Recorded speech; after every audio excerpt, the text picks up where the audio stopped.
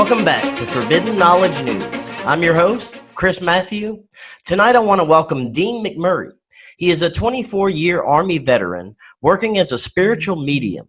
He contacts departed loved ones, angels, and spirit guides by connecting the earth plane and the spiritual realm. As a clairvoyant, he receives visions of people, places, and things of the past, present, and future. His clairsentient gift means he can also receive psychic senses, including smell, taste, and touch. And as an empath, he takes on the sensations of the physical and emotional states of being. Dean, welcome. How you doing tonight? Hey, I'm doing great, Chris. Thanks for having me on. Thank you so much for joining us. I've been looking forward to this. You are probably, I think, the only second or third psychic I've ever had on, and I love learning about these extraordinary abilities that people like yourself have and how they work. Tonight we're going to be talking about how you discovered them, how they work for you, as well as how talking and communicating with the spirit world works. And then we'll take a few calls and do some readings for some folks, if that sounds all right with you. No, that sounds perfect. All right, awesome. Well, let's start with this. Where did this all start for you? Well, that seems like so long ago and such a complicated story, or sometimes just a convoluted story, but it really goes back about 9-10 years ago, Chris. And, you know, and kind of like you shared with your listeners, you know, I was a 24-year Army veteran, and I was in my last 3 years in military service. I had just returned from my very last deployment. You know, a lot of things were ending for me, but a lot of things were beginning as well. My son was just born. He's, you know, and a lot of things were starting. But what I want to share is around that time, then that's when my awakening, what I call my awakening, happened. And it really started for me with a lot of paranormal activity in my home. And what I mean by that is, more specifically, where clocks and pictures started flying off the wall. And for a guy that's very, at that time, very analytical, like I needed to know why the picture was coming off. So I would look at the drywall anchor, or if there was one, you know, is the nail in the stud, you know, those kind of things. And trying to put logic to it, because quite honestly, again, I wasn't a believer in all things metaphysical or energy related. And, you know, my wife, who kind of confided in me when we were overseas, that she had been consulting psychics and other folks and energy workers. And I just kind of blew it off, was like, that's your thing, whatever. And I started jokingly referring to some of those ladies as the voodoo chicks, the quote unquote voodoo chicks. And so I was kind of poking fun at it. And so when I came back and all this paranormal activity, you know, my first words to my wife were, get a hold of voodoo chick, get her over here. They need, you know, I didn't know what they had to do. Do they chant? Do they throw chicken blood around? I didn't know. But the thing that I knew as a guy and as a dad that I wanted to protect my family was, number one, it was easier for me to face down an enemy insurgent that wanted to blow up something versus how do you wrestle with a ghost, like, how, you know, spirits or things that, you know, you are not tangible in a sense. And so that part kind of freaked me out, because I was like, now we're dealing with something that's mind-boggling. And so, you know, bottom line, I just wanted it gone. And she wasn't there to do that day. She really was bringing forward messages from my grandfather, who passed probably when I was, probably 8 or 9. And I wasn't open to hearing messages from my grandpa because I was very resistant. I was very, not only kind of sarcastic, but very skeptical. And I was like, oh, come on. And, you know, basically I was like, you know, when are we going to pay this lady to leave and all this? And, you know, she eventually did leave. She delivered the message, and she left, and she said, you'll figure it out. And obviously I have. But the thing is it never stopped, Chris. It never quieted down when she left. And about 2 weeks after her visit, my grandmother, his wife, my grandfather's wife, showed up, and she passed when I was probably 12. And she was there to kind of put the kibosh to everything, saying, darn it, it's time to step into your abilities and quit messing around, or in Dean's words, quit screwing around, step into your damn abilities and quit resisting this. And basically, you know, I was washing bottles at midnight, and I just knew that it was my grandmother, and it was mind-boggling to me. How do I know it's grandma? That was, you know, like all of a sudden you have a knowing that washes over you, that clear cognizance, right? And you knew, or I knew at that point, that there was no question that it was my grandmother. And I'm quite literally out loud at midnight arguing with myself at the sink, going, how do I know it's grandma? I just know it's grandma. And I'm thinking, oh my God, I'm going to end up in a funny farm. I really thought that I'm going to be on meds. And so I thought, you know what, let's just go to bed. Let's just, put it behind us. I'm tired. And I think it's normal for a lot of people, if you know beyond a shadow of a doubt that somebody is there in spirit. I think there's an aspect, or I feel that there's an aspect of us that just wants to connect. We want the connection. And that's what I did. I started going, hey, grandma, it's like, how are you? Like, I love you. I haven't seen you in, good Lord, I was in my early 40s. So do the math, right? Like 38 or so years. And, but it was, hey, if you're really here, why don't you just prove it? That was what my ego was saying, you know what, Dean, if she's really here, why can't she prove it? And as soon as I thought those thoughts, immediately the room turned absolutely frigid, like you would walk out here in North Dakota in the middle of February, right? And I was like, holy crap. I felt the temperature immediately change. It wasn't gradual, it was immediate. And so, of course, that had my attention. And then, of course, that wasn't enough for me, because I obviously needed more.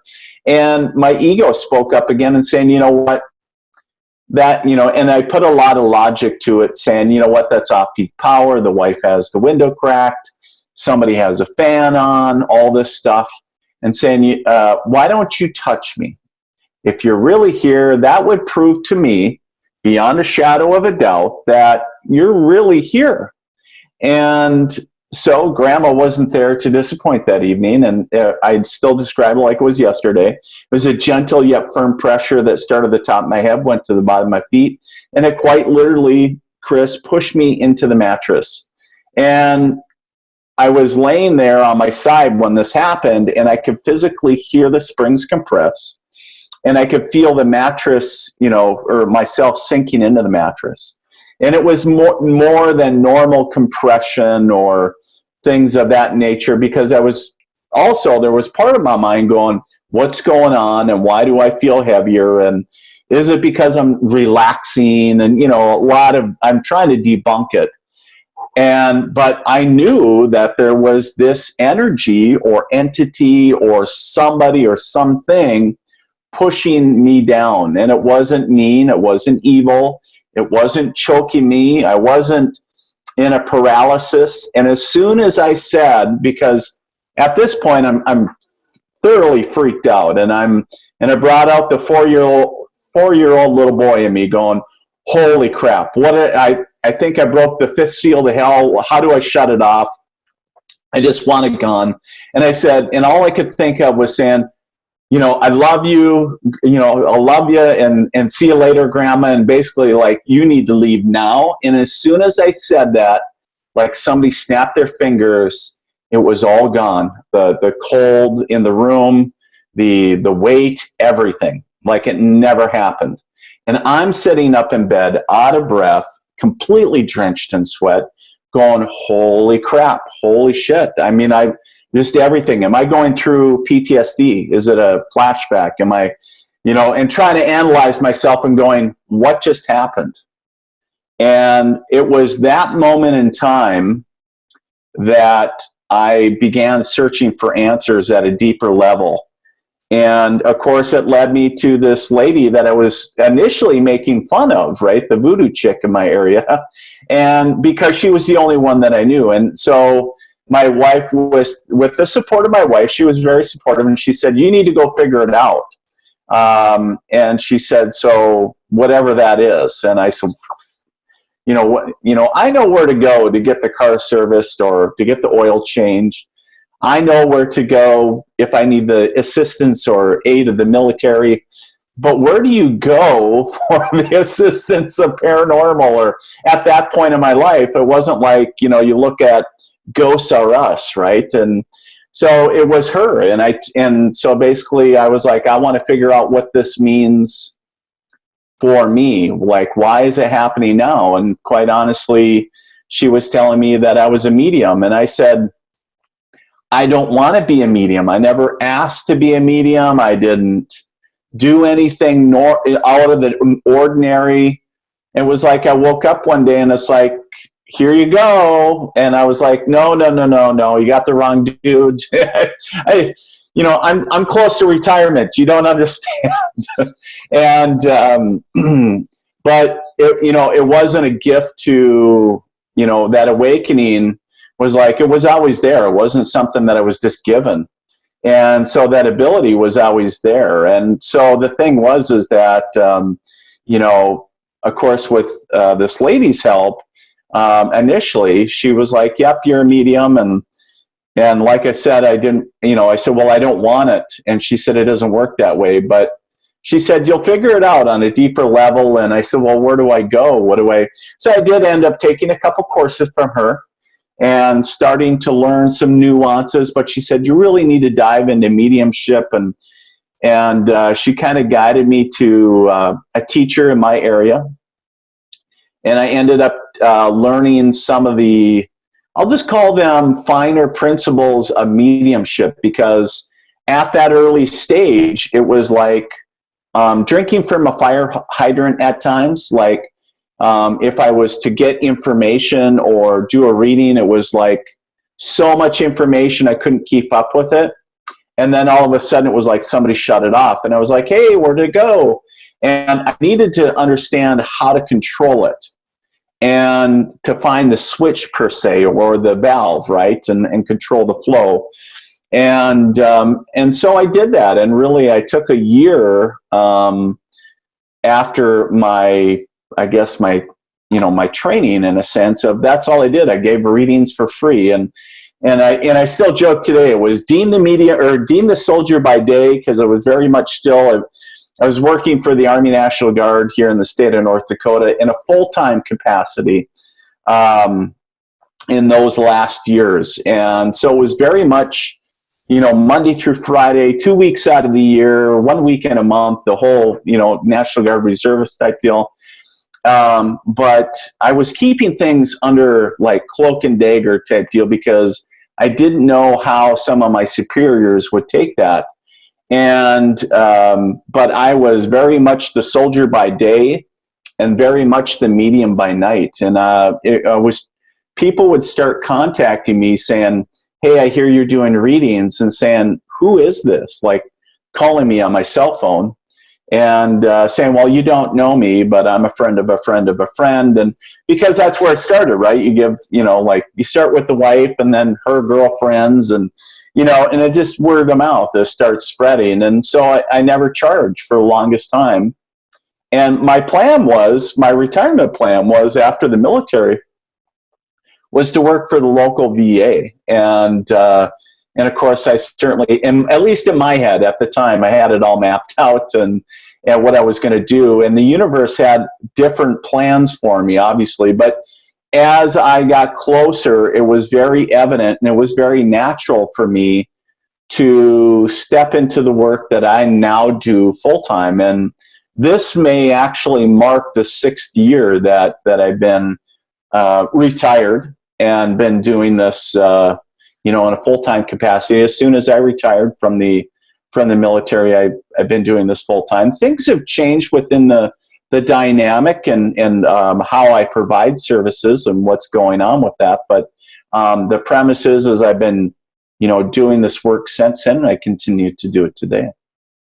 Wow. Okay. So you said you've always had these abilities, but it was just kind of blown open one day, and you could actually experience it more openly. Right. Did you ever have any intuitive experiences, or I guess what you would call psychic phenomenon, before you knew that this was a thing for you that may have helped you in any situations? Yeah, fun story. Before I was really aware of anything, right? We were, when I was with the regular Army, I did, just for everybody's background information, I did 14 and a half years with the regular Army, and it was all ground combat infantry, and about 6 years as a paratrooper.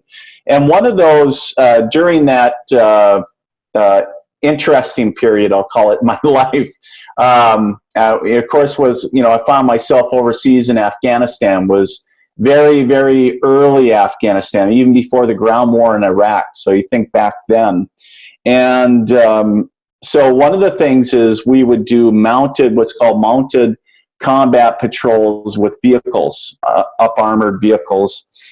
And one of the standard operating procedures, if you were to stop a column of vehicles, is obviously, it makes sense. Even a blind psychic or anybody would tell you, don't do it at choke point, right? And because it's hazardous, people from higher elevations and all that great stuff. Or don't do it over like culverts or things like that, where you can hide bombs and IEDs and all that great stuff, right? Well, one of the technology back in those days, where they were doing the civilian contractors were doing early fielding of what they now have contracted with the military, and they were testing it out with the military. And it was actually the IED defeater. So basically, it puts electronic bubble around the column of vehicles, and basically, if the detonators for IEDs, it would basically block the either cell phone reception or whatever it was. And it was basically just a big can with a switch on. It looked pretty rude at those days. And we had that running. And the reason that I bring this into the mix is because we were just on that. We were doing a nighttime mounted patrol in this area that was known to be very active, I'll just say that, for a lot of different reasons. And whether it was smuggling or actually ambushes, whatever. And I was not leading the patrol that evening, but the lead vehicle actually stopped, and we stopped at this area that was just what I told you, it's a no-no to do, to stop where we stopped. And I was sitting there thinking, okay, they're checking the map, they're doing something, and it was like within the vehicle, I heard, "Move your vehicles forward." And it was like an inner voice, right?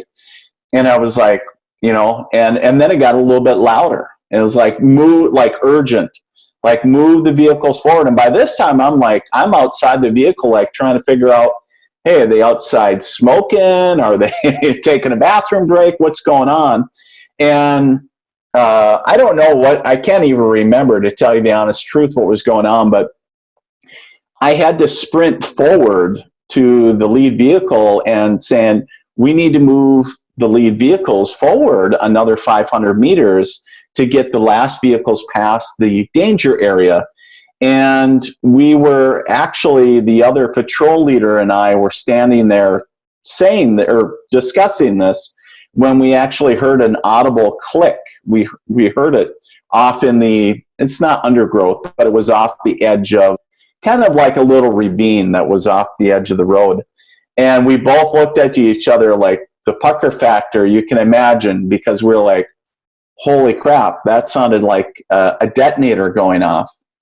But we still believe to this day that we were saved because the technology, and we didn't stick around to find out, hey, was there a 300-pound bomb buried underneath, because all we did was we reported it, we got the hell out of there. But it was something, I go back to more the voice. Like, where did the voice come from, right? And obviously now that I do this work, I know that not only, it could have been, at that point, could have been my guides, could have been spirit, could have been my higher knowing, a higher sense of self saying, hey, dummy, move your vehicles, so, but the thing is if anybody's ever been in a military vehicle with radios and, all kinds of equipment, it's noisy inside and it's hard to hear. And that was very clear, like, you need to move your vehicles another 500 meters. And it wasn't like, hey, would you please do this? It was like, you need to do this. It was very direct. And it was, so it was very interesting. There were some things that I still go back into the journals that I kept, during that deployment. And I look and I kind of chuckle, because there was sometimes where we knew, where I wrote, hey, where I knew that, that we would be attacked prior to being attacked, or because it was just and I didn't know it at the time, but it was, the precognition, and I wrote bad vibes, quote unquote, right? And I was feeling, and I think that's so important, because I'm such a champion now for people to trust their intuition and trusting whatever they call it, their vibes, the inner voice, the gut feeling, the seasoned soldier, the seasoned policeman, policewoman, whomever, whatever you do, and you're given field, trust the intuition, the higher sense of you, spirit, divine, whatever you call it, trust the voice, because it's there to help you. Now, I have so many questions. How does this work for you? I mean, sure. So you have quite a few different abilities. Mm-hmm. I guess let's start with the spirit communication. Okay. Can you see them? Is it just audible? Do they just talk to you? How does that work? So, great question. So, if we break it down, so we talk about the spirit communication piece, right? And in the beginning, it's kind of evolved over the years. So in the beginning, it was almost like, if you think of, I'm trying to think of a good analogy so everybody can get a good visualization, but it was almost like a film strip that would come in. If you think of it completely in my mind, okay? So we're inside my mind. If you think of a completely black screen, and then it's almost like a film strip of people's faces. Initially, this is how it would come in. And it was almost like it would stop at, it was almost like a Rolodex of people, and then it would stop at whomever. It could have been the lady, it could have been man, child, whatever. And then it was like that face was brought forward, and then it was like spun. So where I could go, oh, well, we got a female here, and, and then I would, describe, just like you're seeing me now, Chris, on video, you could describe me so somebody at least will get an idea of what I look like, right? And to the best of your ability. And so basically that's the same way that I do to other people. So if you think of, I take a snapshot of the energy and spirits around people. And then I also set up early on in my development, it was, I was kind of confused, because I was like, well, how do you know it's somebody from the mom side of the family, right? It's like, well, I had an aunt, Uncle Charles, but, I don't know. This one's stepping forward on the mom's side. He was from the dad's side. So it was recommended to me when I was really early in my development, saying, you have to figure out what works with you, right? Number one.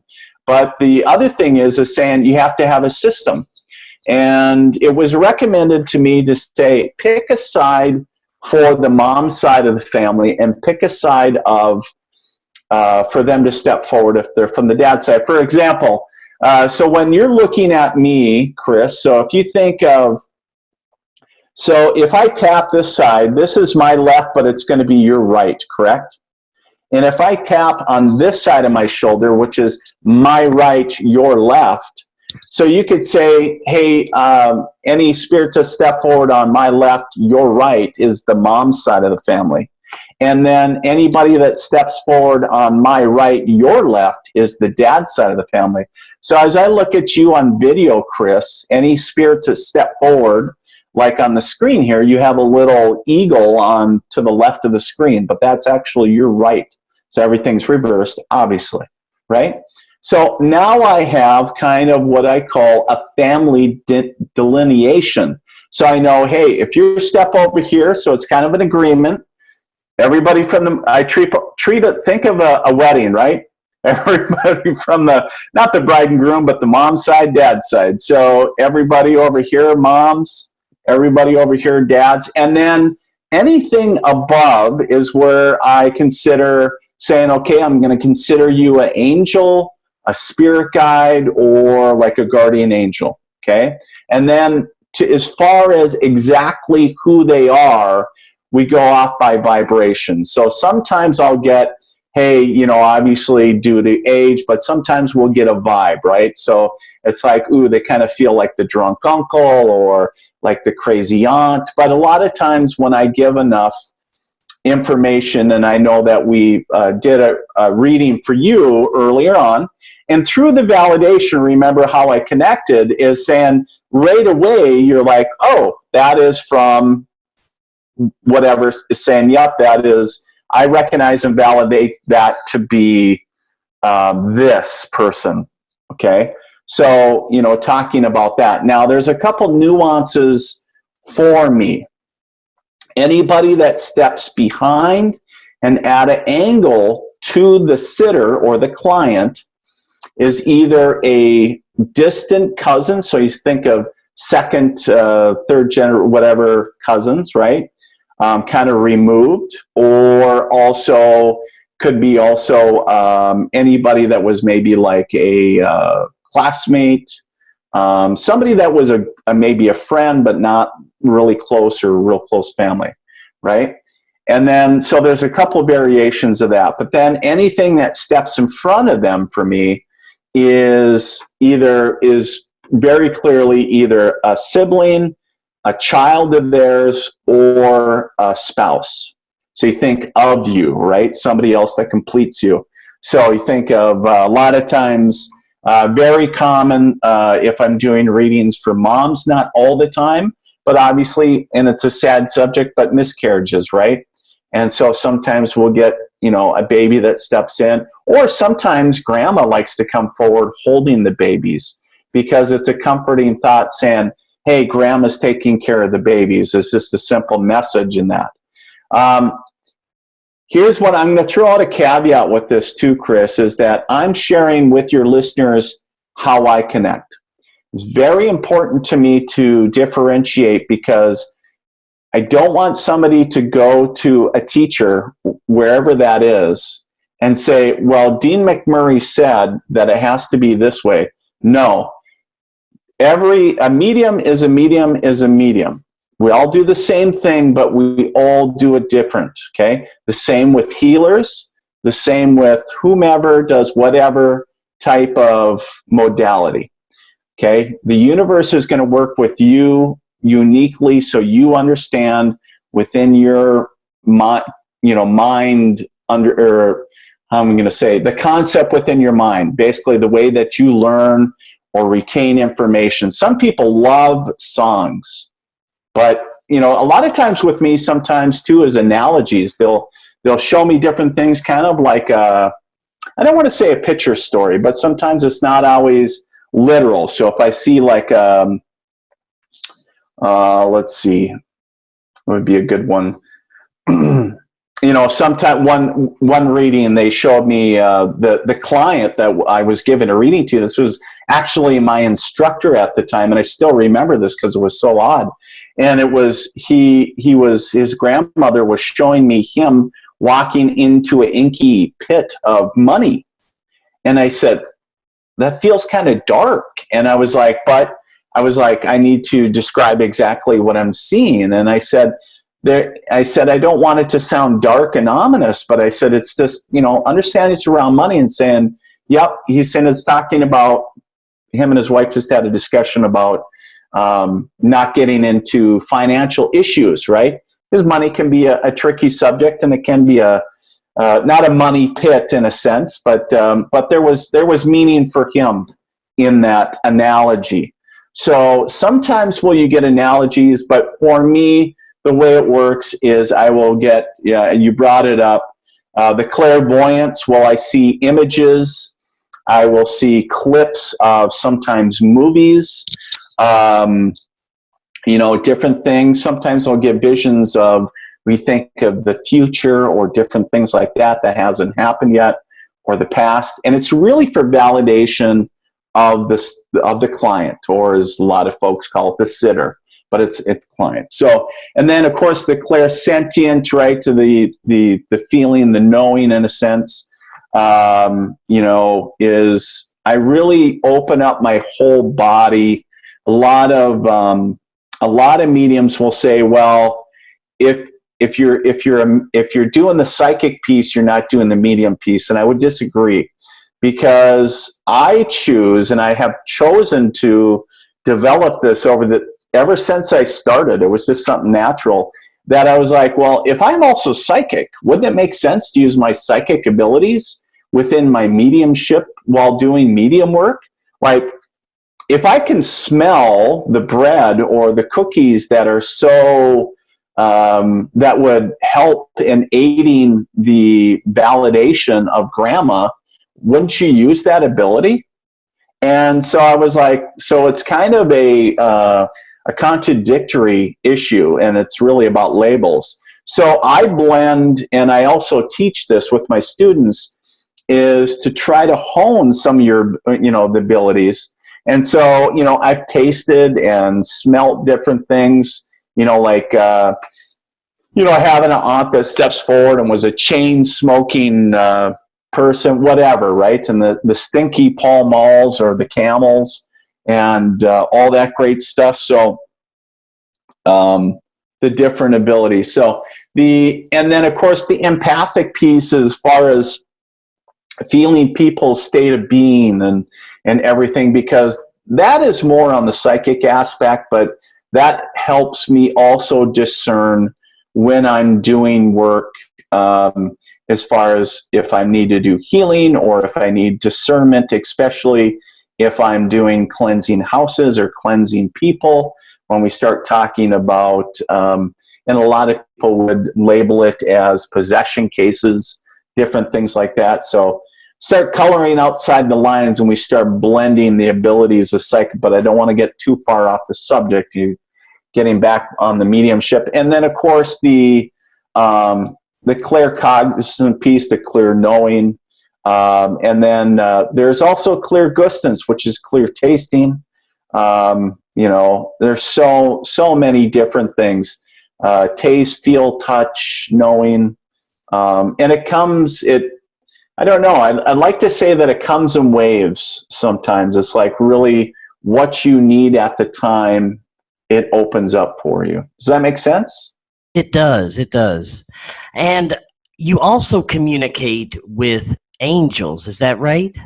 Right. Well, and so what I early on, and I wasn't raised Catholic. A lot of people immediately, when they think angels, they immediately think, oh, he must be Catholic, because it's a very natural thing. But I'm not. I was actually raised Protestant. I was married in a Southern Baptist church, and I went to a Lutheran church after that for a while. But I want to share is that when I started in my spiritual journey, I met a few people that were taught about angels and talked about it, and they talked about the archangels and kind of I don't want to say the right hand people of God or the universe, whatever, the worker bees, but in a sense the different echelons of angels, and I kind of really connected to them in a deeper way. And I was like, boy, we're really getting into the religious framing of that. And I was like, but I come to find out that there is 7 archangels that are truly found throughout all of the world's religions. And I was like, that's really quite fascinating to me. And the more research that I did, the more I really connected to them. And so I was like, and as I got into other modalities, I started actually connecting to them as you think of my helpers, right? And so when we talked about dowsing and healing and other things, and then all of a sudden they started giving me information about the people that I was giving readings to. And I was like, well, this is kind of cool. I was like, so do you guys, it wasn't an invite. They were just there. But then I was like, so we're going to do this with the readings now. And I was like, yeah, sure, why not? Kind of type deal. And it was like, and it was just in a evolution, we'll call it, of the readings, because it has grown and changed the way anybody that has ever received a reading from me way back in the early days when I very first started to today, they're different. I actually used to start my readings with the invocation of bringing in the divine light and filling up the body and sending out an invitation to all the divine spirits and not making an intention of not communicating with anything that is dark.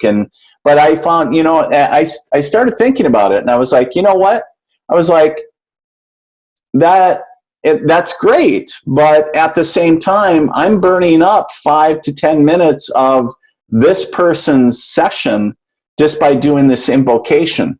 And if it reduces their stress, that's okay. But at the same time, I was like, couldn't I do that before? Couldn't I pre-prep? Couldn't I have it hey, this is like an automatic thing. It's like for every reading, the universe should know, right? If it's a divine, all-knowing, they know long before I even get the notification Sally Jones has ordered a reading with Dean McMurray.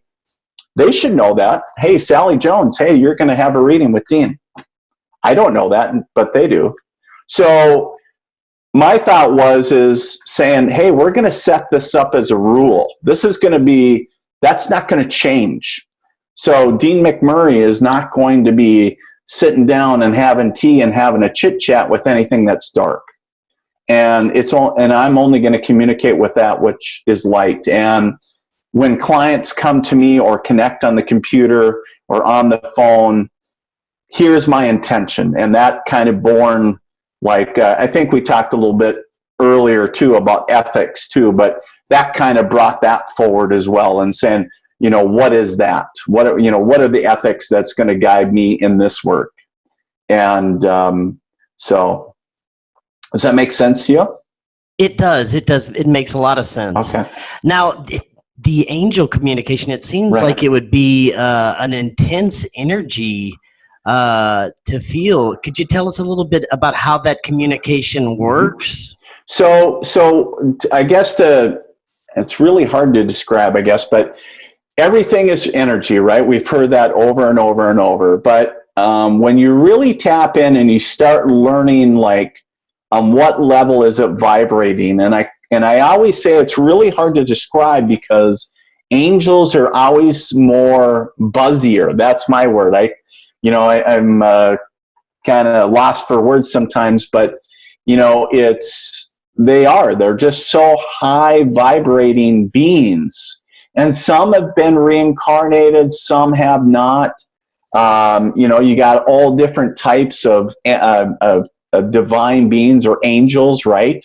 And and I've had some visual experiences, if you will, and some channeling experiences from angels.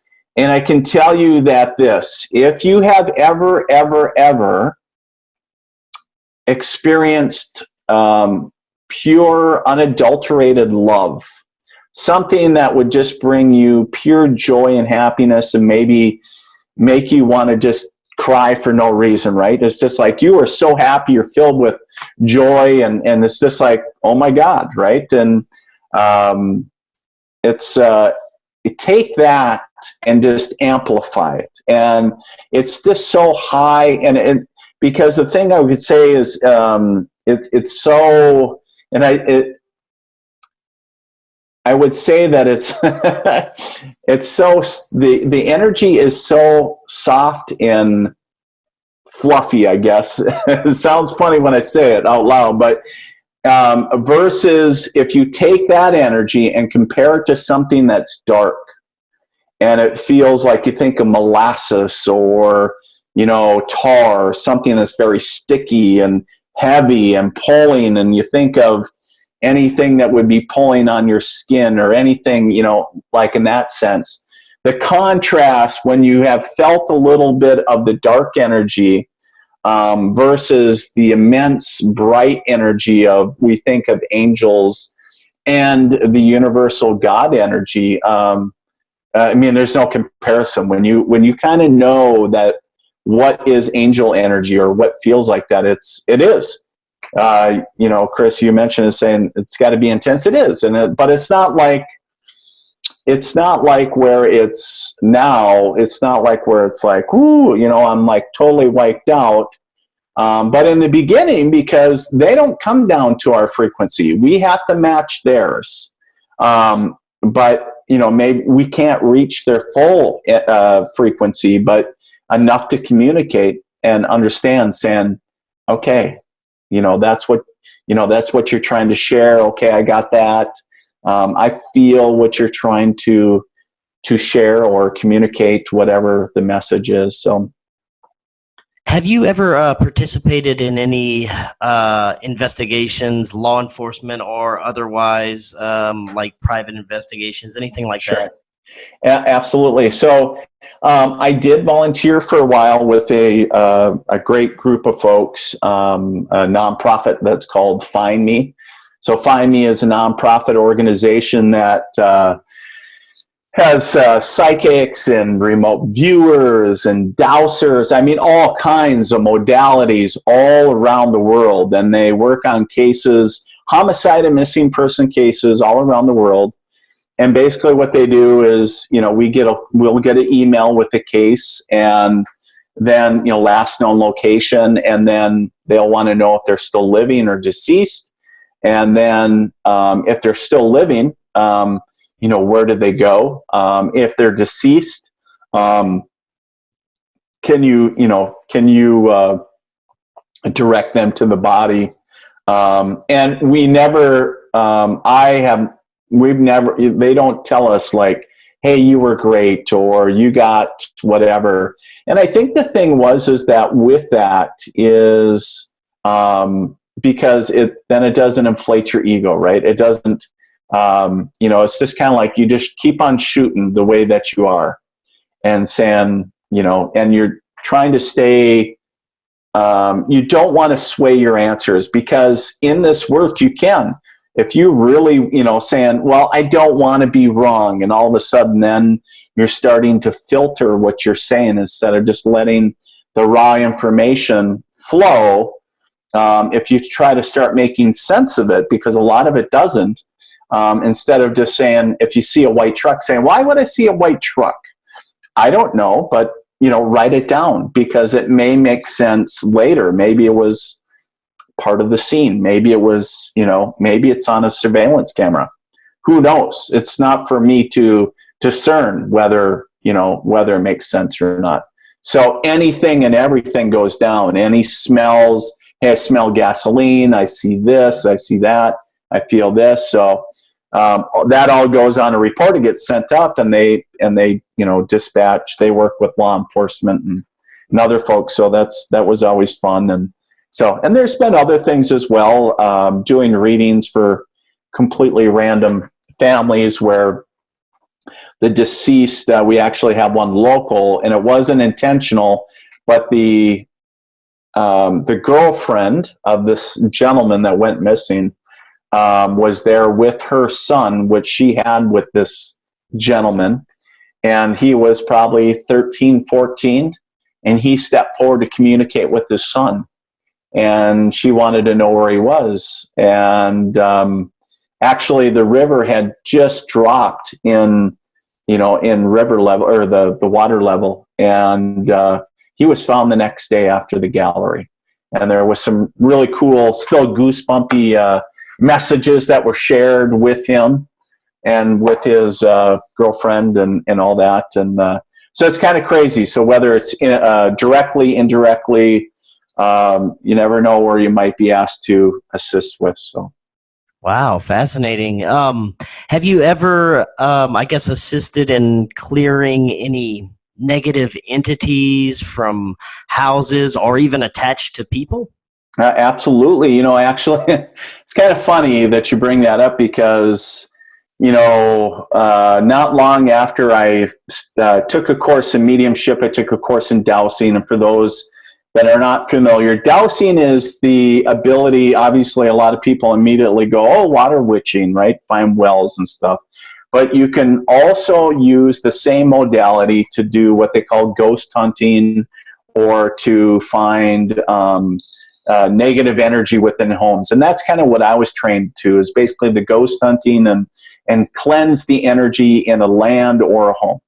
And so basically through the years, as it continued, a lot of people would get a hold of me when things would escalate. So saying, I get emails all the time saying, Dean, I'm being touched, or I'm being scratched, or whatever and saying, so then I would always ask for more, what's going on. And in fact, I just got one the other day, and not long ago, I think it was before Christmas, and it was northeast of where I live here. And I was kind of reading into the energy of everything, and it's kind of hard. In email, you're back and forth, and so you're asking for all this information because you're almost doing,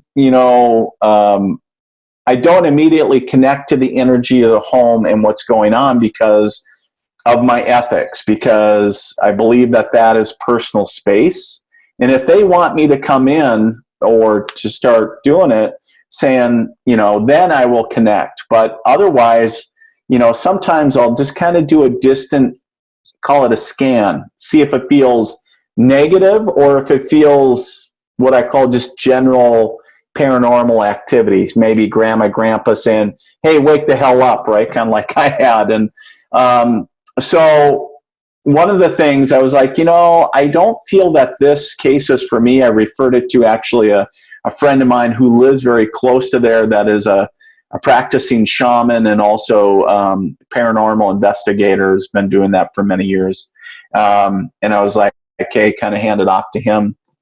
But there has been people, like I shared, one, for example, I'll give you one example. I was in a lady's home, and I certainly don't go into homes. And one thing I just want to preface this by saying, I don't go into homes judging how people live. We're all living in different situations, and I take what their situations very very sacred, because they're asking me to come into their space.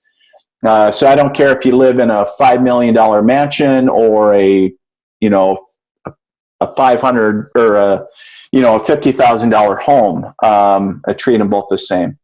So long story short, I went in. It was kind of a hoarding situation. But I said, can I go to your basement? I said, can you show me the basement? I went down there, and it was even worse. And I had my L rods, and I was doing my thing, and I smelled something was really off, and I smelled basically feces, and I was like, hey, you guys been having any sewer issues? I said, I smell raw sewage, like I can smell it, like. And she said, oh yeah, we had the sewer back up here about a day or two ago. And I was down there. I didn't come prepared. I didn't have rubber boots. I used to carry them in my car for that, and not for sewage, but for doing dowsings, and believe it or not. And so I was like, I'm done in the basement, and I didn't have anything on my on me, but it was just because you could be in physical harm, and I was like, we're going to do it from the next floor up. We're going to intend all my work. I don't need to step into something that, and I was So, you know, that was kind of an evolution of dowsing. And every once in a while, will I go out to a location physically to douse it? Yep, I still have.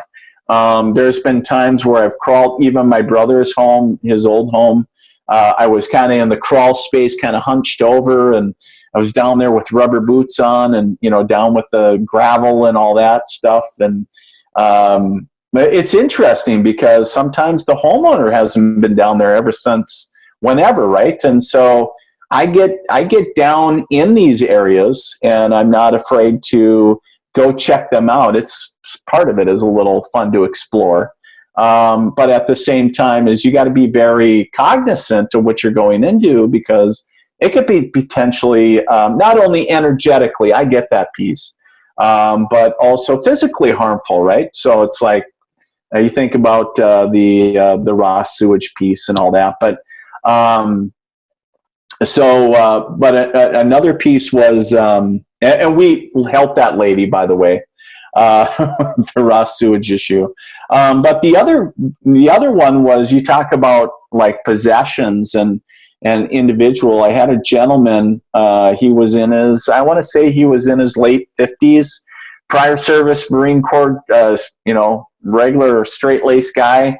And this was more extraterrestrial. Now, let me give a preface by this and saying all up until this point, I was everything paranormal. Like I was a believer in, you know, past lives and everything. But when it came to when it came to extraterrestrial, because I had a lot of those acquaintances, now you get into the metaphysical world, it kind of bumps up against the folks that also are huge into extraterrestrials.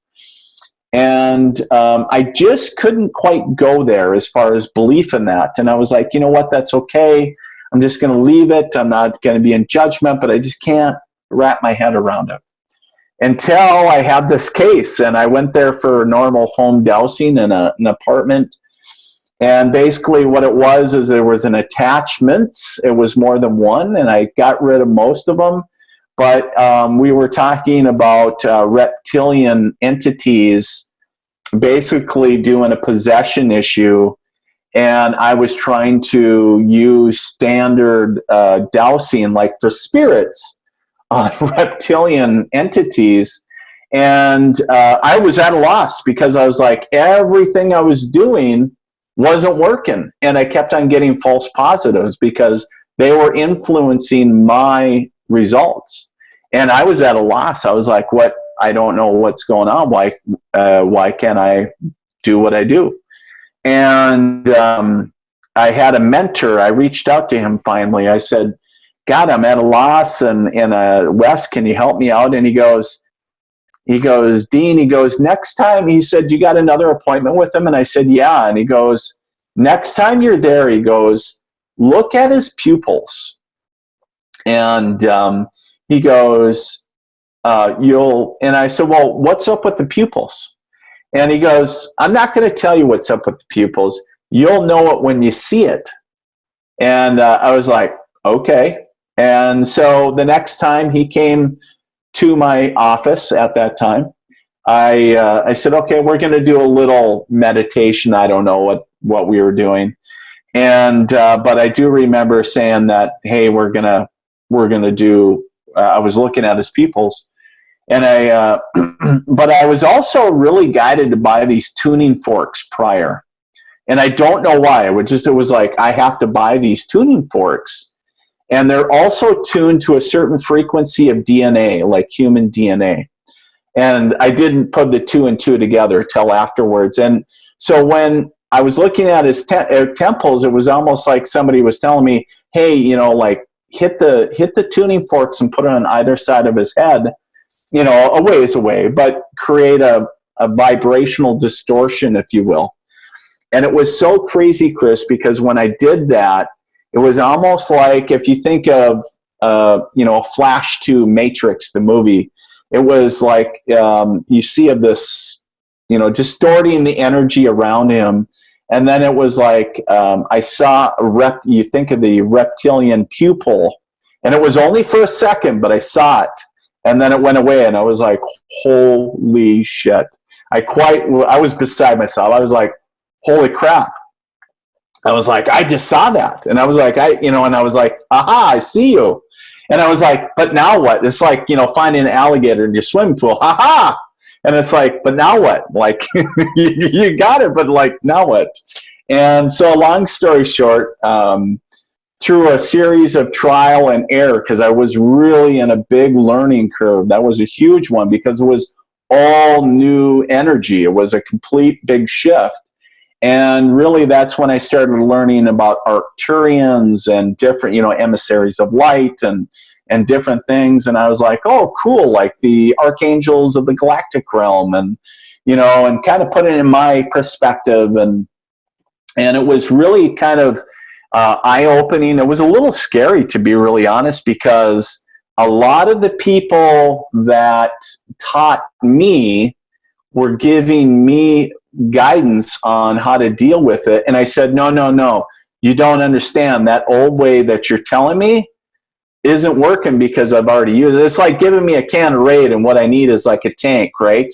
And it was like, no, you don't understand. And they were like, no, you just, and I was like, no, you don't. It's like, I can't take down the mothership with the can of Raid. I need the tank, right? And it's like, so nobody was really, but then finally it was through a cup. It was interesting. It was serendipitous, actually. It was actually somebody outside of my realm of connections, and it was the people that I know kind of pointed me in the right direction. It was somebody saying, I have one odd client, or not an odd client, but an odd situation with a client, and I directed them to this guy.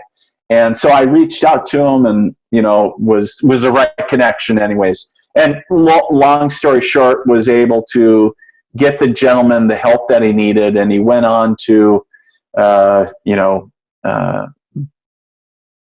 get cleared in the sense. So it was interesting. It was so fascinating to me, and so it was interesting that after that, it really helped facilitate some other things with some other modalities that have come down the road as far as bringing Arcturian energy in, saying, okay, if there's interference from not only spiritual, you think of dark energy, right, from the spiritual side, saying from the earth realm or the spiritual realm, saying, well, what about the galactic realm? That's almost like now we're talking about a different plane of existence. What the heck? And I was like, my mind was like melting. I was like, what's going on? And so then we, had to do some journeying and some connection to what I call I call it the board of trustees. And basically it is I go into meditation, and basically it's a super long table with all the archangels, and it's got the Arcturians, and then all these different divine light beings there, that they're just there providing valuable information as far as how to go about doing certain things I guess in a sense, in a better way. I hate saying that. Sometimes my words fail me, but kind of giving guidance. So you think of the board of trustees, right? It's like when all else fails, let's give the board of trustees a ring and saying, let's get everybody together. Let's do a sit down. And then I just kind of present the issues that are coming up, saying, hey, we're having this issue, what or something, and saying, I understood that, hey, I always thought that if you brought in all the archangels and brought in the energy of God and Jesus and all those, Saint Germain and all those, it's like, yeah, that works for this, but not for this. Sorry. And it's like, wow, my mind was blown. So, and it was so different. And so with that, also came some understanding of different planetary agendas, the warring, you think races, different folks. And saying, hey, Dean, oh, by the way, do you understand that you can access different energy from different planets to assist in your everyday living? So saying, hey, and then, and also you can clear if there's the emotional tethering or implants or different things going on for folks, galactic implants and all that good stuff, saying, hey, what's going on? Or time distortions or different things. And then some really cool stories too. We could talk all night, but stories of where people just show up and saying what I call star seeds, right? And people that are on this earth that just know that they are not from this planet, and saying they're really close to committing suicide. And I actually had an experience like this. A young lady at an expo showed up, and I said, "You're not from here, are you?" And it was a little town in Minnesota. And she said, "No, I'm not." And I said, "I'm not talking Minnesota." I said, "I'm not talking Earth." And she goes, "No, I know." And we're just like, "Hey, I see you," right? And so I said, "How close are you to committing suicide?" I was just blunt. I wasn't, like no reservation. And she said, "I was thinking about taking my own life here soon." And she's just starting to cry. And it was just really super emotional, really hard for her. And she said, and I said, "Why?" And she said, "Because at night I journey," or she leaves her body. And she said, when she comes back into it, it was so physically painful. It hurt to come back into her earth body, right? And because the journey, the transition, she wanted to be free. And I said, "You see that rock guy over there?" I didn't even know expos, you always got the rock guys, right? And I think they had 2 or 3. And I said, "You see that guy?" I didn't know him. I said, "You see that guy over there? He has something for you." I said, "It's a portal." And I was like, I could have been talking on my butt for all I know. But she went over there and she came back. She was so excited. And she goes, "I found it." And I was like, "What?" It was like I don't even remember like seeing her. It was so weird, right? And I said, "What did you find?" Like, I was trying to remember the conversation. And she said, "I finally found, this is mine." She goes, "I was getting ready to leave and you told me to see this guy. And he stopped me before I said anything and said, 'I have something for you.' And he pulled out this rock with a hole in it." And she said, "I knew that it was mine. Like, he's been holding on to it for years." And she said, "I don't know this guy. And you don't know me. And you don't know that guy." And it was so bizarre. And I was like, "Well, there you go." I was like, "I don't know." I said, "I just listened to the voices in my head." I was like, quite literally. Oh my. Okay. So we're going to have you back on, because this just took a whole different turn that I wasn't expecting, because I was going to go down the extraterrestrial path with you just to see, if by chance, because myself, I'm on this journey right now where I'm trying to connect the spiritual realm, the ET realm, because I believe it's all connected somehow. It is. But yeah, that's awesome that you went there. But we're running out of time. We got to take some. We got to take some calls. We're gonna do some readings if you got time. And man, I'm gonna have you back on soon. Absolutely. All right, so let me get our first caller on here. Hello, welcome to Forbidden Knowledge News. Can you hear me? Yes. Hello, what's your name? Kimmy. Hi, Kimmy. How are you tonight? I'm good. You? Good. What's your question for Dean? I've been going through a lot lately, divorce and everything, and I'm just wondering how much longer it's going to be before I get on my feet, or if anybody special can come into my life. Okay. Well, first off, thanks for calling in, Kimmy. So one of your first questions is how much longer before you get on your feet. So one of the first things is that I kept on seeing the number 4.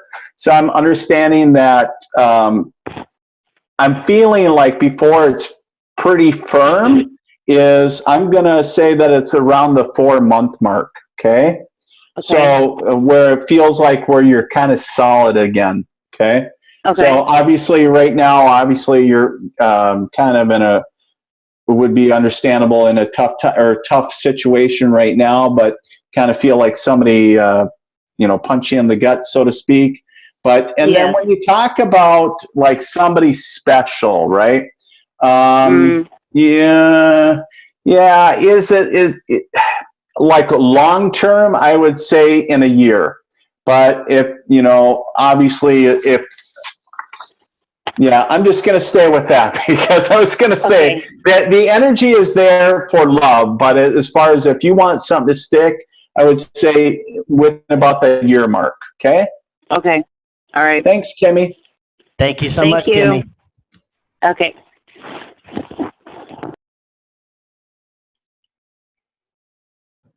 Hello, welcome to Forbidden Knowledge News.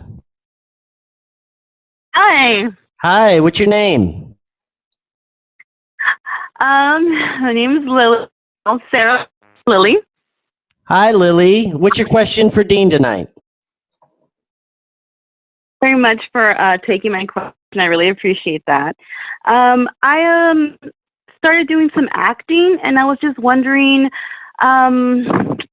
what you see my future in that. Do you think I'll be successful? Well, thanks for calling tonight, Lily. So, started in acting. So when you say started in acting, like just early stages acting, or where are you at with it? Yes, early stages. I actually had a call back a few days ago, and I went, and I'm keeping my fingers crossed that I might get a role. Well, as far as acting goes, it feels really good for you, the energy match. But the other thing that I would say is obviously within the performing arts, right? So not just the you think of television or movies or whatever, but also have you looked at theatrical or anything with I don't want to say Broadway, but any plays or anything like that as well? I haven't yet. I mean, I would be open to it, but what I have auditioned for was like, I guess it would be a pilot, and I've been an extra before. Sure. Okay. So I mean, that, and I do have a YouTube channel as well. So I kind of fell into the acting by accident. My whole thing is I have a YouTube channel, and I'm hoping that would be successful as well. I do tarot readings and stuff like that. So, Fun. I'm hoping that at least one of those endeavors will be successful. Right. Well, it's interesting to me because it feels like what you really need to do is focus on diversifying yourself. But the other thing is that I'm hearing Spirit tell me that don't rush into, I don't know if there's been some pressure or feeling like you need, but talking about like an agent right off the bat, that will come later. So talking about representation, obviously do your due diligence and all that great stuff. But just being given a caution flag. But when it's talking about acting, do I feel that, and do I get that you'll be successful at it? Absolutely. I do feel that, I would say around the 3-year mark. So where really, now I'm not saying that you don't get any gigs between now and then, but what I'm saying is like where it's like really big roles or bigger substantial things, right? Yes. Okay, cool. All right. Thank you so much. Thank you. Thank you so much. I mean, I'm happy with any role. Like, I mean, but yeah, big is great or small is little. Thank you so much. I really appreciate it. You took the time to answer my question. Thank you, Lily. Have a good night. Yeah, good night. You too. Bye. Thank you. Hi, how are you? Hello. There we are. Welcome. Some technical difficulties. I'm not very technical with these sort of things, so. That's quite all right. I almost had your, Welcome. What's your name? Video, but Trina. Welcome, Trina. What's your question for Dean? Okay. So I'm life at the moment. I'm quite affected. At the moment, I believe I'm on the right. Trina, you're breaking up pretty bad. We can't really understand what you're saying. Okay. Hang on, I'll move. Queensland, my friend. Is that any better for you? Yes, that's better. Is that any better? Okay. So I'm on a path of life at the moment. I feel like I'm heading in the right direction. I've had a lot of changes recently. Just wondering if there's any advice for me from up there. Sure. On where I'm heading. Sure. Well, first off, thanks, Trina, for calling in tonight. So you were talking about a lot of changes on your path. I just want to recognize and validate a couple that do step forward for you real quick, bringing forward for your message is, first off, you do have a female that does step forward on the mom side of the family, I understand. And one of the things so interesting with her is that she has these real super long, skinny cigarettes, which is very unique, and I would almost say they almost kind of like the movie star, or maybe they had maybe a plastic filter on it, but they made them look. I'm holding a pen on the video, but probably a lot of people can't see that.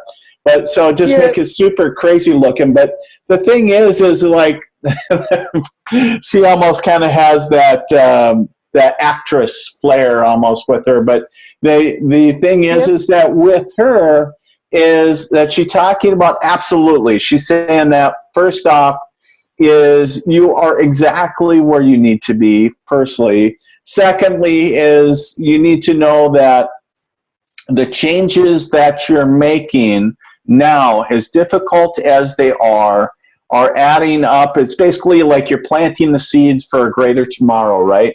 Saying, geez, I feel like you keep on planting seeds, but I'm not seeing a damn thing grow. And so the thing that she's sharing is have faith with that, because it feels like, just given time and a lot of patience, and that's a big key, is the patience piece. And she's saying, just keep on being, as in her words, just keep on being fabulous. And she kind of says it with a flair that I cannot even reproduce. But just know that you're immensely loved and supported from the other side. Thank you very much. Thank you, Trina. Thank you. All right. Thank you. Have a good one. Thanks, Chris. Catch up. Bye. Hello. Welcome to Forbidden Knowledge News. What's your name? Hi, Chris. My name is Nicole. Hi, Nicole. Welcome. What's your question for Dean? Where do I go next? All right. I've been on travel for quite a while. What? Oh, thanks for calling, Nicole. So your question is, where do I go next? Yes, I've been traveling. So you have been traveling. So you're a frequent traveler. Okay. So you're wondering what? This is a new thing, the traveling. I feel like I'm on a journey.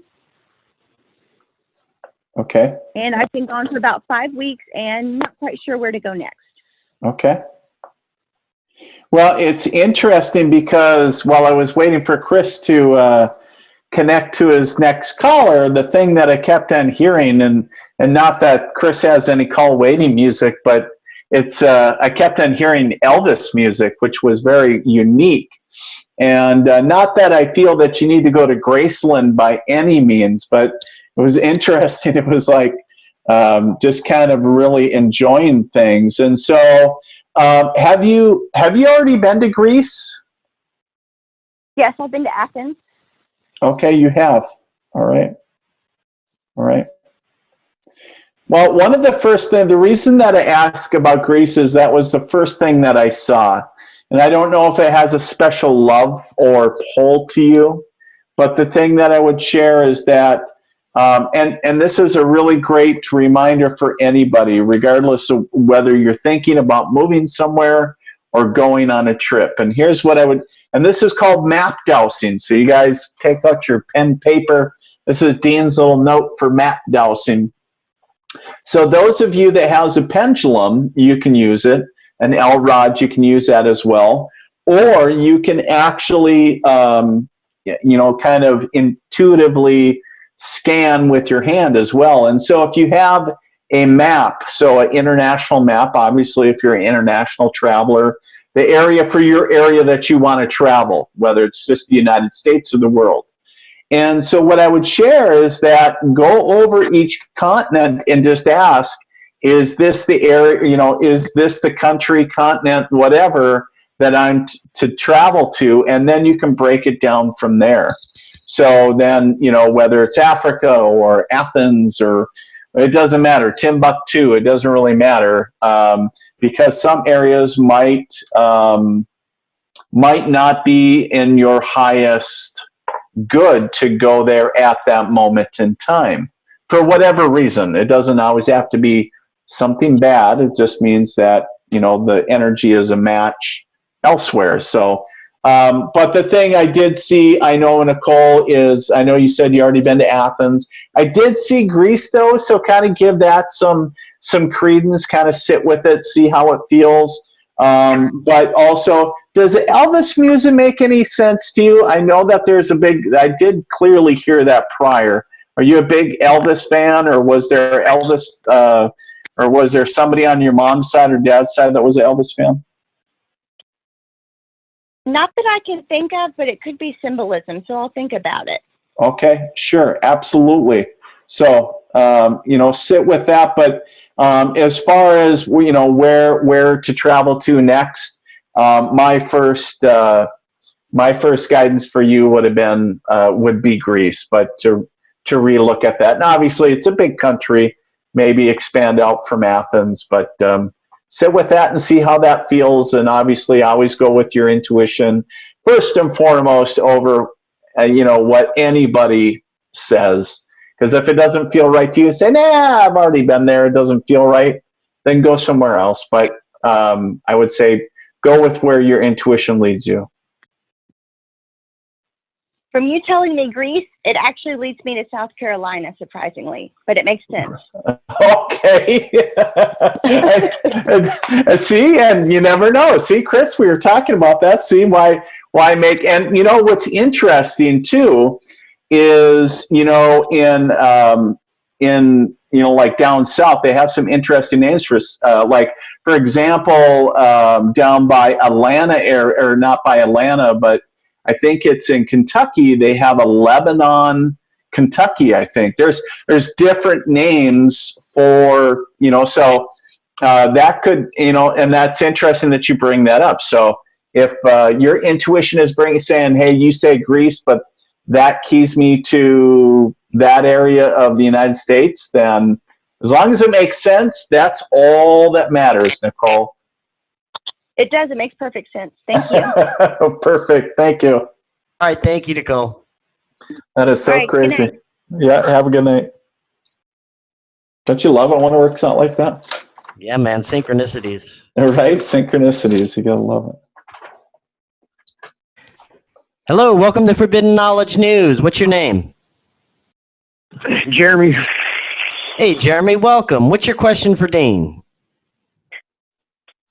I just want to know what my future holds. Okay, what's your future hold? Well, that's a loaded question, Jeremy, but let me preface that first and foremost by saying that, because we've been talking about future stuff, and understand that the future is always in motion, right? So regardless of what's going on, it's always changing. Now, one of the things I want to share is, I was just, right before you came on, I just got a flash in my mind real quick, and I saw a big bouquet of roses. And so it was one of the funny things. It was almost like, in a sense of, like, I call it the, excuse me, but it's in Dean's words, it's the oh shit bouquet of roses, of saying, hey, I'm sorry, or whatever. So it's interesting in a sense that that's what I feel with it. So I don't know if, first and foremost, maybe you need to run out and get a bouquet, or you did, but it's interesting that I saw that. And I just want to make that known. But I do have a male that steps forward on the dad's side of the family. I actually got several. I understand that he was a veteran and that he passed from cancer, and he had a couple pack a day habit, it feels like, as he tells me.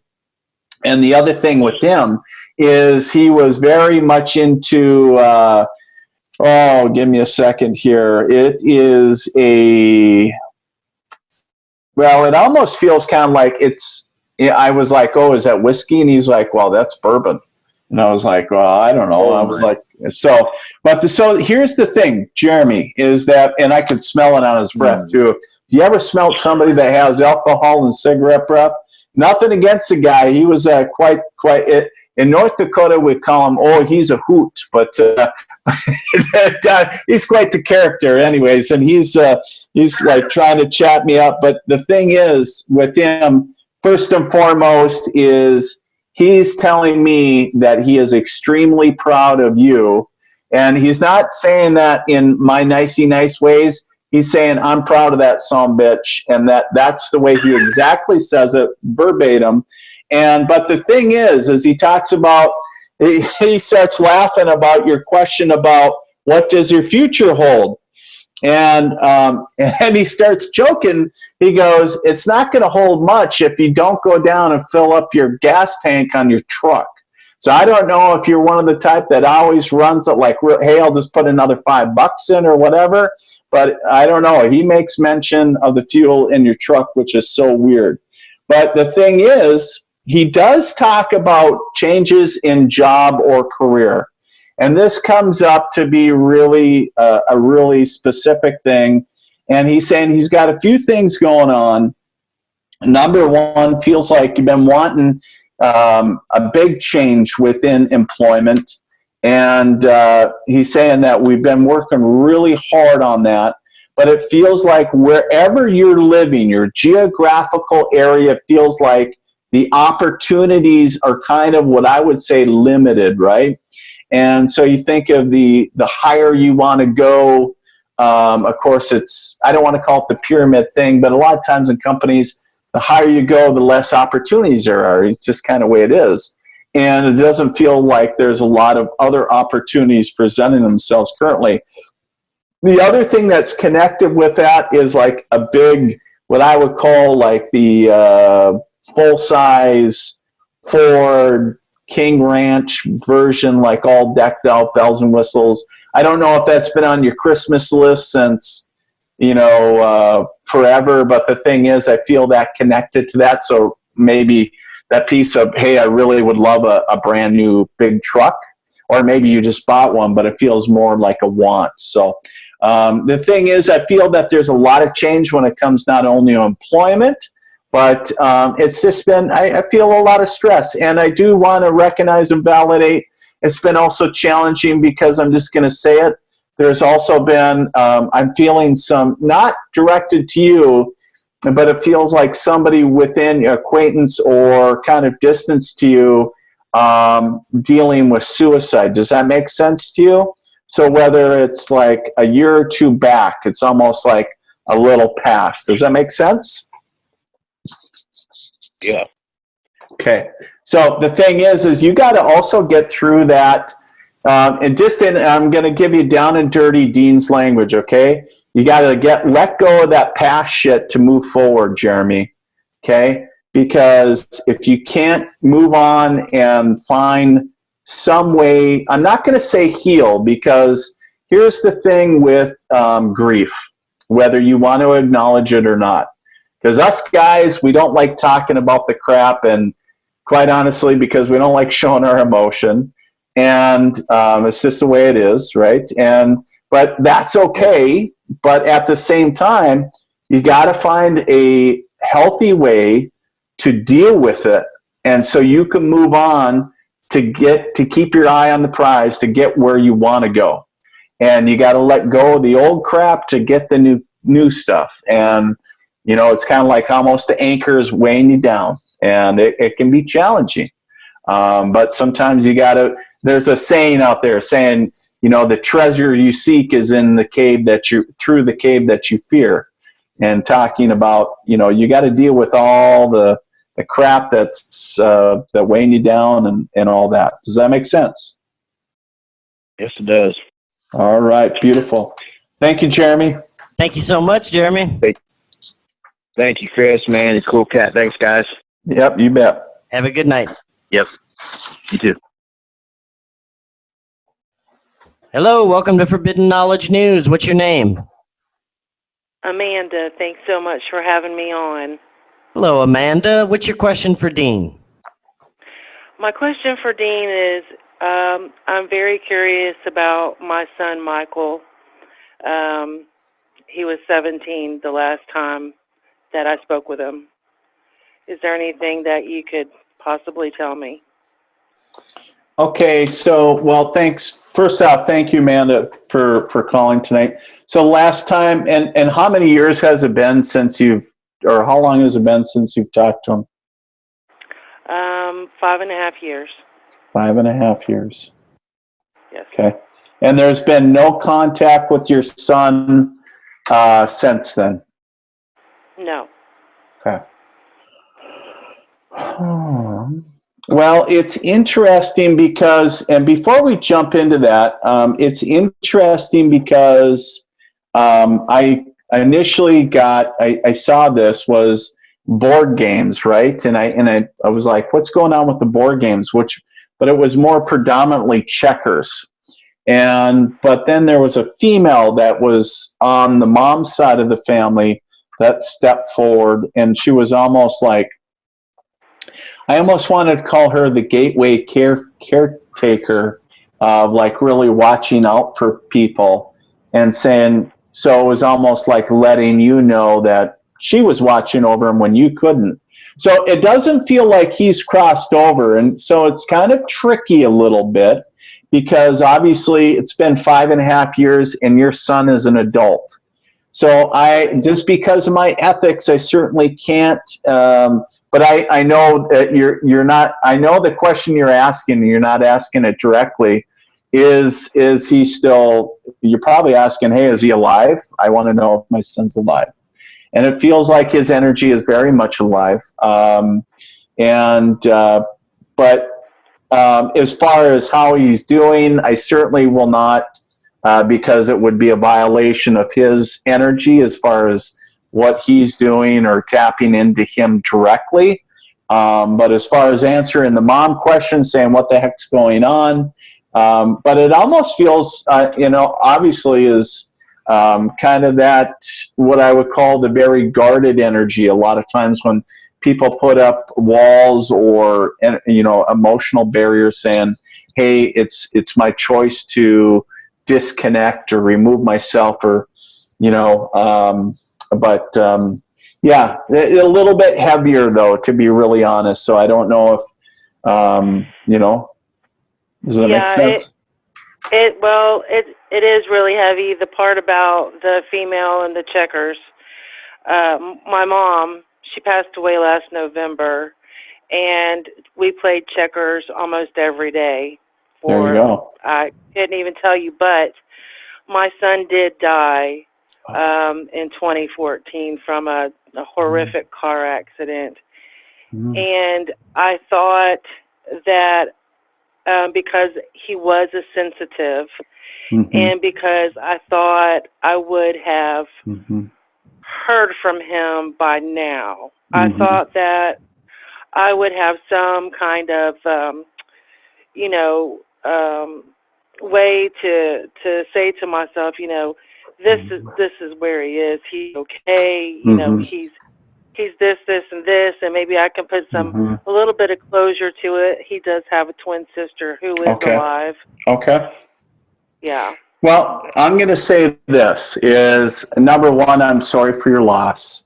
But number two is I'm a big enough boy to say that sometimes I get things wrong. And then the other piece is regardless if a medium connects to your son or not, that doesn't mean that he does not love you. And a lot of people think, oh my God, they're not in a good place or they haven't crossed over. Does that make sense? Yes. And because we're always seeking connection, right? Every one of us at a certain level. And obviously, that, and I know that you'll know this forever, is that a mother's love never dies, ever. And, but the thing is that, it's, it's always a challenging piece, but yeah, Sure. absolutely. Well, even though I was really interested on the part of my son, it's really interesting because my mom had such a bold personality, Right. and she always was the one to watch over every single one of us. Well, that makes And sense. Sure. yeah, and so she was just had such a big presence that it doesn't shock me one bit that, it just doesn't shock me. Right. So right. for that, I'm very thankful to know that her sense of humor is still there, and Right. she's still throwing it up in my face. I always beat you at checkers, so you'll never win it, kid. You'll never win it. It was the first thing that came through, and it was like I saw a checkerboard, and I was like, and not only that, but board games, and I was like, there's a big female energy right now. But it was and then about the caretaker piece, but it was so great. interesting. But yeah, so beautiful. Well, thank you for calling. I appreciate it. Yeah, I appreciate it so much. Thank you so much. Absolutely. All right, you have a good night. You too. Thank you. Absolutely. Okay, one last question. I have one through my email here. I don't know if you would be able to answer that. No, absolutely. We can do it through the email. Okay, so Catherine asks, let's see, her favorite aluminum triangle earring with the face on it has been lost since December 2018. She's asking, is it in her condo or her car? Or if not, could you point her in direction where it may be? Sure. So her favorite, this is an interesting question. So let me see if I understand it correctly. Her favorite aluminum triangle earring. Okay. So her favorite earrings are just one earring or earrings? It just says earring singular. Oh, so okay, sure. So earring is basically missing, and since December 2018. So, and she's wondering if it's in the condo, her car, or somewhere else. Right. So the first thing that I saw was, you think of, and I was like, oh, here we go, because you never know with lost stuff, like if somebody picks it up or sometimes. Here's the thing, though. I did see what I would understand is like in between the car and the molding, right? So a lot of stuff drops down in there. That's where it feels like that, because that's the first thing I saw was like, you think of some sand or whatever on the floor, and it was like a zoomed in picture of earrings or earring, sorry, on the floor of the car. So I would tell her my first stop would be the car. So if it's not in that car, I would say that it's in somebody else's car. It does not feel like it's in the condo. So but yeah. Right. Well, very good, Catherine. Check your car. And Dean, that was fascinating stuff. Thank you so much. And like I said, I'm definitely going to have you back on again in the future. There's so much more we could talk about. Before you head out, let everybody know website, social media, anywhere they can find you. Absolutely. If you want to go to my website, you can go to the militarymedium.com, and you can schedule readings, all that great stuff right there. You can also check me out on Facebook. You can go over to the Military Medium. You can also check out my radio show, which is every Monday. I post the replay of the show, the Red, White, and You radio show. That's on Facebook. And there's also a link on my website as well. And there's one more page that I have. It's called the Intuitive Real Estate Consultant page, and it talks about working with realtors and home buyers, home sellers, and the dowsing aspect of all that. So if you want to check that out, in the Intuitive Real Estate Consultant, you can check those out on Facebook. Awesome. Very good. Thanks again for coming by, and we'll talk to you again soon. You have a great night. All right. Thanks, Chris.